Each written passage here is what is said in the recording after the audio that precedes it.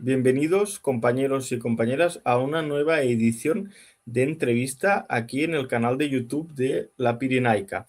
Como sabéis, en este proyecto hablamos con compañeros, compañeras, amigos, camaradas de muchas partes del globo, con también expertos de muchos temas, para pues mostrar realidades que desde Occidente pues no les interesa, no gusta, muchas veces se censura o simplemente se ignora.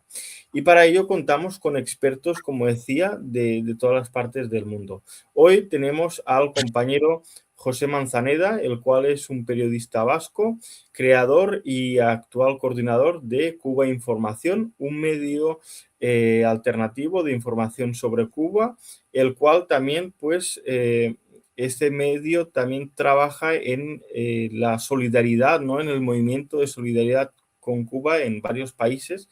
Y bueno, que decir de que Cuba Información es un medio bastante conocido que está trabajando, está en su labor informativa desde el año 2007. José, muchas gracias por atendernos y por abrir las puertas bueno, pues de Cuba Información. Bueno, pues muchas gracias a la Pirenaica, a todo el equipo, a ti personalmente, por darnos la oportunidad de explicar lo que somos, lo que hacemos y sobre todo, bueno, pues hablar un poco de cuál es el objetivo de todo lo que hacemos, ¿no? Que yo creo que es bastante parecido al objetivo que tiene el canal, precisamente este mismo canal, la Pirenaica. Pues sí, pues realmente la primera pregunta va en ese camino, ¿no? Como decía, el 1 de mayo, si no lo digo mal, el 1 de mayo de 2007 se crea, ¿no? Cuba Información. Explícanos un poco por qué surgió la necesidad de crear este medio de comunicación y cómo se ha transformado hasta el día de hoy, porque estamos hablando de que ya, ¿cuántos años son? Ya prácticamente son 20 años. Sí. Son 19 años, eso no es poco. Bueno, explícanos, por favor. Sí. Mira, en aquel momento yo he sido siempre un militante de la solidaridad con Cuba en el donde vivo, ¿no? Que es en el País Vasco, en Euskal Herria. Y aquí existe una organización de solidaridad que se llama Euskadi Cuba, que es una de las cerca de 1.600 asociaciones de amistad con Cuba que hay en el mundo. Y en aquel momento veíamos, no solamente en la Asociación Euskadi Cuba, sino en otras asociaciones de solidaridad, que uno de los déficits más importantes que teníamos en el movimiento de solidaridad era el de la comunicación y era el de tratar de romper el bloqueo mediático y de mentiras acerca de Cuba. Ese déficit sigue estando presente, quiero decir, no lo va a poder solucionar un medio modesto como Cuba Información, pero indudablemente tiene un papel en esta lucha contra el bloqueo comunicacional contra Cuba, contra la Revolución Cubana y contra el propio movimiento de solidaridad. Y en aquel momento nos parecía a un grupo de personas de esta asociación que se podía hacer un trabajo coordinado y organizado y que en aquellas circunstancias, bueno, podíamos conseguir incluso los apoyos materiales y humanos para llevarlo a cabo. Se nos ocurrió la idea de un medio multiformato que estuviera en el campo digital fundamentalmente, pero también tuviera una expresión en papel, que hiciera un programa de radio y que sobre todo se basara en el formato audiovisual, en producir vídeos y que apuntara fundamentalmente a dos objetivos o a tres objetivos, ¿no? Digamos, de línea temática. Uno sería el análisis de la manipulación, es decir, cómo la mediática corporativa internacional tergiversa la realidad de Cuba. Segunda sería mostrar lo que hace el movimiento de solidaridad, que como parte de ese bloqueo informativo es invisibilizado en los medios de comunicación. Y en tercer lugar, acercar realidades de Cuba que porque son positivas, precisamente no aparecen en los medios de comunicación y por lo tanto la opinión pública internacional no conoce. esas líneas temáticas siguen siendo las mismas hoy en día. Por supuesto, han cambiado un poco las cosas, ¿no? Porque en aquel momento no funcionaban las redes sociales de Internet y ahora, bueno, pues Cuba Información, lo mismo que cualquier otro medio, sea corporativo o sea alternativo, sea pequeño o sea grande, pues tiene que trabajar no solamente en el ámbito digital puro de la, como puede ser un medio de comunicación, una web digital, sino que tiene que lanzar contenidos en redes sociales, en las diferentes redes sociales, producir vídeos en diferentes formatos, es decir, hacer un trabajo diversificado de comunicación. Y además de eso, Cuba Información lo que quiere es relacionarse de una manera orgánica con el movimiento de solidaridad para visibilizarlo y también para ayudar a que sus iniciativas, sus actividades, sus conferencias, sus exposiciones tengan algo más de divulgación. Ese es un poco el por qué nace Cuba Información y para qué nace. Y también por qué y para qué estamos haciendo lo que hacemos actualmente. Pues la verdad es que ha sido una explicación muy interesante y yo quiero recordar también a todos aquellos que nos están escuchando, que nos están viendo, que recibiste en 2009, si no lo digo mal, me corriges, por favor, la medalla de la amistad eh, y recibiste la Orden Félix el Muza, entendemos, por tu trabajo periodístico. Y la cuestión es la siguiente, entonces, ¿cuál es el secreto de ese éxito que se ha conseguido? Bueno, pues expresar la realidad sobre Cuba, porque hay que entender de que el mismo Estado español, pues, ha estado difundiendo bulos y mentiras sobre la Revolución cubana desde, bueno, prácticamente desde que inició sus primeros pasos, allá en los años 60, ¿no? Entonces, bueno, explícanos, por favor, porque creo que es interesante que la gente, pues, conozca. A pesar de que te digo, sinceramente, de que la mayoría de gente que va a ver este vídeo conocen Cuba Información. Bueno, el éxito que tiene Cuba Información es relativo, ¿no? Es relativo en el sentido de que estamos hablando de una pelea tan absolutamente desigual contra un monstruo con un inmenso poder económico, con un gran altavoz, siendo, bueno, pues un pequeño, pues una pequeña fuente de información y de opinión que rara vez tiene un hueco en los grandes altavoces, en los grandes canales de difusión que son los medios convencionales. Incluso las propias redes sociales también están copadas, compradas muchas veces por el propio poder, ¿no? El propio poder político, los propios grandes medios de comunicación o gobiernos como el de Estados Unidos, ¿no? Que finalmente controla estas redes y financia a buena parte de las fuentes de información y de opinión, que son justamente las contrarias a nosotros. En todo caso, reconociendo que seguimos siendo un medio modesto, sí es verdad que hemos tenido determinados éxitos, un nivel de incidencia en algunos públicos y yo creo que sí que nos hemos convertido por lo menos en un medio de referencia y de consulta para mucha gente que ya tiene una predisposición a la crítica mediática, es decir, una cierta desconfianza hacia lo que dicen los grandes medios de comunicación en torno a temas como Cuba, Venezuela y otros temas internacionales. Puede ser el propio tema de Belarus o Rusia, Irán. Es decir, hay mucha gente que no se traga lo que dicen los medios corporativos, pero necesita medios alternativos o fuentes alternativas para poder comparar y luego llegar a sus propias conclusiones. Para eso, indudablemente que está Cuba Información, ofrece productos informativos o de análisis que hacen pensar a la gente,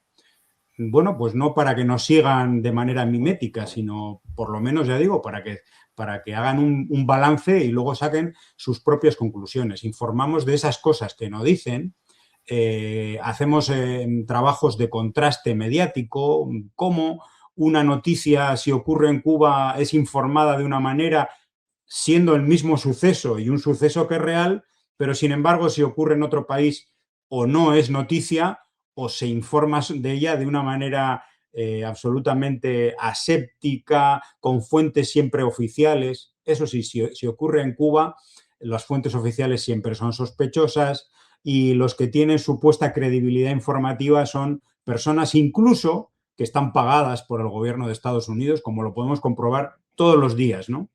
Y luego, bueno, pues hacemos un seguimiento de cómo informa la prensa de muchos países, analizamos noticias que son falsas y otras que, sin ser falsas completamente, tienen un tratamiento muy sesgado, muy polarizado hacia determinados elementos para que la conclusión sea siempre demonizar al gobierno cubano, al proceso revolucionario cubano, etcétera, ¿no?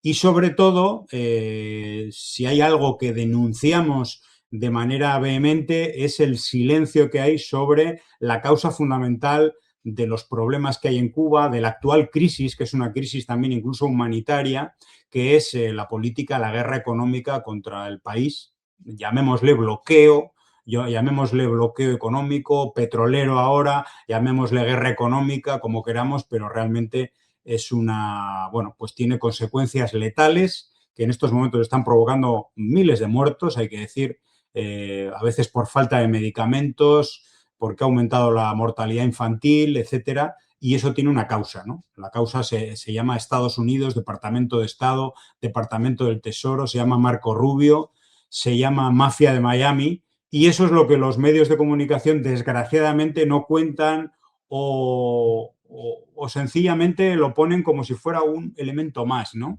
De análisis. No, es el elemento central, sin el que es imposible entender nada de lo que ocurre en Cuba. Pues precisamente esa desestabilización, esa injerencia, también se traduce en los ataques que habéis recibido, ¿no?, contra Cuba Información. Y de hecho, en 2014 en 2024, ¿no?, si lo digo bien, te enfrentaste a una querella criminal que presentó una organización contrarrevolucionaria ligada a Estados Unidos. Bueno, explícanos un poco sobre este caso y por qué el imperialismo norteamericano se molesta, o sea, tanto ruido hacéis desde Cuba Información que el gobierno de Estados Unidos se molesta en atacaros. Bueno, eso es positivo, ¿no? Pero explícanos un poco el caso, que creo que es interesante. En octubre del 2020, en uno de estos trabajos de análisis informativo, bueno, redacté un reportaje sobre cómo una organización llamada Prisoner Defenders colabora con el Departamento de Estado, es decir, con el gobierno de Estados Unidos, para destruir en todos los sentidos la cooperación médica cubana en el mundo. Como se sabe, Cuba desde hace muchos años lleva a cabo una intensa labor de cooperación médica y en muchos de los países del mundo, los países más pobres, esta cooperación la hace con fondos propios estrictamente y en otros o de otros obtiene algún rendimiento económico que lo invierte en el sistema de salud de la isla. Y de hecho, en la última década, el sistema de salud de Cuba se ha mantenido económicamente en gran parte por los convenios médicos que ha tenido Cuba con diferentes países del mundo, algunos no precisamente pobres, ¿no? Estamos hablando de que hay una clínica en Qatar que está gestionada por el Ministerio de Salud Pública de Cuba, hay otra en Arabia Saudita y también en países que, bueno, aun siendo del sur global, tienen poder económico, ¿no? Es el caso en su momento, hubo una gran misión médica en Brasil, la sigue teniendo en Sudáfrica, es decir, son países que tienen posibilidades de aportar a Cuba una cierta cantidad de dinero y para sostener su sistema de salud pública. Bueno, en este reportaje yo denunciaba esto y denunciaba que a partir de un relato mentiroso de que los médicos cubanos que asisten a estas brigadas y a estos convenios médicos son esclavos, ese es el relato del gobierno de Estados Unidos. Determinadas ONGs vinculadas al gobierno de Estados Unidos conseguían imponer ese relato en grandes medios de comunicación y finalmente conseguían, a través de la presión diplomática de Estados Unidos y a través de la presión mediática también por el trabajo de prensa, conseguían que en algunos sitios se rompieran estos convenios médicos y por lo tanto Cuba dejara de obtener un importante ingreso para su sistema de salud. Bueno, pues decía que el objetivo de eso era crear una crisis sanitaria en Cuba. Y eso, y el tiempo me ha dado la razón, ¿no? Porque realmente ahora existe una crisis sanitaria profunda. En el país hay 1/3 de los medicamentos necesarios, por ejemplo. La mortalidad infantil se ha aumentado el 150% en muy pocos años, producto precisamente de la pérdida de ingresos para su sistema de salud. Y yo acusaba, o señalaba el papel que tienen de colaboracionista una organización como Prisoner Defenders, y en una de las líneas del trabajo decía que esto es la obra de criminales de guerra, entre los cuales estaban Donald Trump, Marco Rubio y el presidente de esta organización. Bueno, esa frase fue utilizada para llevarme a juicio a mí y a la junta directiva y al presidente de la Asociación Euskadi Cuba, que era en aquel momento la propietaria de la web Cuba Información, ahora ya no lo es, y nos pidieron 6 años de cárcel, una indemnización y multas cercano a 100.000 euros, bueno, una auténtica barbaridad, ¿no? Estuvimos esperando desde el año 2000 desde el año 2020, octubre, hasta febrero del 2024 a que se celebrara el juicio, con un consiguiente gasto importante económico, pues de defensa, etcétera. Finalmente obtuvimos una absolución rotunda. En la sentencia incluso se dice que la calificación de esclavitud moderna de esta organización hacia la cooperación médica cubana, que es una recriminación excesiva, es decir, no solamente se nos da la razón o el derecho a la libre expresión, sino que se reconoce la barbaridad de lo que ellos dicen en sus mensajes, ¿no? Es decir, acabó bien, hubo una campaña solidaria que nos apoyó para que pudiéramos pagar o hacer frente a los costes económicos, y también nos dio un cierto margen, un plus de popularidad y de nuevos socios y socias al proyecto de Cuba Información, que se mantiene básicamente y fundamentalmente con la aportación popular. Pero bueno, quiero decir que nos llevaron a una situación de que nos querían meter en la cárcel por ejercer el periodismo, ¿no? Esto, quien dice que es defensor, freedom fighters, defensores de la libertad de Cuba, y los que defienden la libertad de expresión, de prensa, política, de reunión, que toda esa verborrea se concreta en que si les haces frente, pues tratan de hundirte, ¿no? Y tratan de hundirte y en este caso, bueno, pues de reprimirte e incluso llevarte a la cárcel si pueden. Lo más gracioso de todo esto, José, es que ellos se llenan la boca hablando de la libertad y la democracia, pero la libertad solo para ellos y supongo que la democracia solo para ellos, porque cuando uno pues expresa libremente lo que opina sin llegar a faltar a la verdad, pues entonces te atacan directamente. ¿O cómo va la cosa? O sea, eso es una libertad cuando a mí me interesa. Entonces, ¿cómo es eso? Yo no acabo de entenderlo. No, es que la libertad, la democracia, los derechos humanos son conceptos absolutamente pervertidos por el poder, por la derecha, por la oligarquía, por la gente que tiene muchísimo dinero, por los poderosos, por el imperialismo. Son conceptos que ellos pisotean todos los días. Pisotean la libertad, pisotean la democracia, pisotean los derechos humanos. No hay más que ver cómo bombardean países, destruyen a todo un pueblo como el pueblo palestino, o apoyan y le dan las bombas al que lo destruye. Cuando las elecciones en un país les vienen mal, porque resulta que gana la izquierda, hacen todo lo posible para poder hacer, o para hacer fraude, o para que se repitan las elecciones, o para influir en determinados sectores con el miedo y las amenazas, como acaban de hacer ahora en tantos procesos de América Latina, y estamos viendo que la ultraderecha está ganando en países por menos del 1%, precisamente. ¿eh?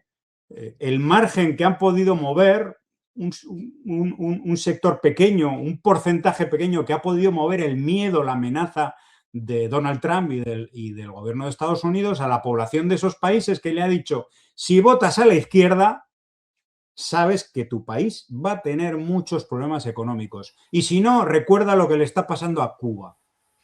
Eso es la Y democracia. Eso es la democracia. es así, es así. Y además, que muchas veces que está a la sombra del sabotaje, ¿no? De que realmente son votos que se han comprado o que hay falsificación, etcétera. Porque muchas veces acusan a países como Rusia, Belarus o otros países soberanos. Es lo que es su práctica, ¿no? Natural, que siempre están, el imperialismo tiene sus garras puestas, ¿no? Precisamente, pues ya para un poco terminar la entrevista, la última pregunta que te quería hacer, yo sé que es una pregunta delicada porque es el momento que se está viviendo, es bastante complejo, es bastante delicado, pero es necesario porque es la actualidad y yo creo que a muchos, y yo me incluyo, incluso nos da miedo de, no sé si de afrontar o de lo que va a suceder en el futuro, porque, bueno, Cuba, la Cuba socialista, hace muy poquito, pues aprobó 176, si no lo digo mal, pues reformas económicas y sociales. Y bueno, hay una abertura hacia el capitalismo, ¿no? Hacia esa economía capitalista. Y la cuestión que yo te quería preguntar es esa, ¿no? Cuba ahora está haciendo, o sea, se está viviendo una especie de perestroika. Los que recordamos, pues, la perestroika de Gorbachev en los años 80, en el 85 hasta el 91, lo que sucedió, ¿no? Que quería de alguna manera, pues, reformar el sistema y al final, bueno, pues acabó destruyendo la Unión Soviética y acabó dejando tirados a todos sus aliados que ya bien estaban en Europa, como en Asia, como estaban en América Latina, en el caso de Cuba. Y la cuestión es, ¿estamos viendo una perestroika a la cubana? No, yo creo que no. Yo creo que Cuba en estos momentos está viviendo una crisis multifacética provocada por una guerra sobre todo económica, pero también comunicacional, psicológica, bueno, de diferentes tipos, ¿no? Pero es cierto que el resultado que ha tenido esta guerra, que es una guerra que ha destruido toda la economía del país, toda, o sea, estamos hablando de que gracias a las sanciones impuestas a partir del año 2019, el gobierno de Estados Unidos ha conseguido destruir los ingresos que venían por la cooperación médica cubana, los ingresos que venían por el turismo, los ingresos que venían por las remesas, los ingresos que venían por los visitantes sui generis de Estados Unidos que permitió el gobierno de Obama, los ingresos por otras exportaciones. También ha destruido incluso los convenios para la venta del níquel. Ha destruido todas las fuentes de ingreso de un país. Además de eso, ha conseguido destruir, a través de las amenazas y las últimas órdenes ejecutivas, ha conseguido no solamente que no exista ningún tipo de nueva inversión extranjera en Cuba, vamos a decir, occidental, sino que la que había se vaya, o sea, huya del país precisamente para evitar las sanciones. Ahí está la empresa minera Sherritt de Canadá, que explotaba el níquel junto con una empresa estatal cubana. Ahí están varias hoteleras españolas, Meliá, Iberostar, etcétera. Todas estas empresas están saliendo del país. En este escenario absolutamente de tierra arrasada en la economía y con una situación social que estamos al borde de una crisis humanitaria generalizada en el país, el gobierno cubano tiene que hacer algo, y tiene que hacer algo para reponer sus fuentes de divisa y sus fuentes de inversión. Y seguir en el mismo esquema y con el mismo modelo que de antes significa condenar al hambre al pueblo cubano. Yo creo que esto por un lado, es fundamental. Luego, es cierto que existe, bueno, pues un grupo de personas en el país que ya desde hace años están apostando por liberalizar la economía en algunos sectores. Y yo creo que se han juntado los dos aspectos, la necesidad y una cierta perspectiva ideológica a más largo plazo por parte de un sector, incluso del gobierno. En todo caso, y yendo un poco a lo que es la reforma actual, ¿no? A todas estas 176 medidas. El sector estatal va a seguir siendo el elemento fundamental de la economía. Es cierto que el sector estatal cobra autonomía, o sea, se le va a dar una libertad mucho mayor de la que tenía. Las empresas del Estado van a actuar en un área de mercado más, vamos a decir, más libre, pero van a seguir siendo propiedad pública. Y luego es cierto que se va a tratar de incentivar la inversión privada, porque la inversión que puede captar Cuba en estos momentos es privada, no hay otra. O sea, no hay otra. Quiero decir, si hay algún gobierno, si hay algún Estado que quiere invertir desde el punto de vista de sus empresas públicas, indudablemente Cuba lo acogerá con los brazos abiertos.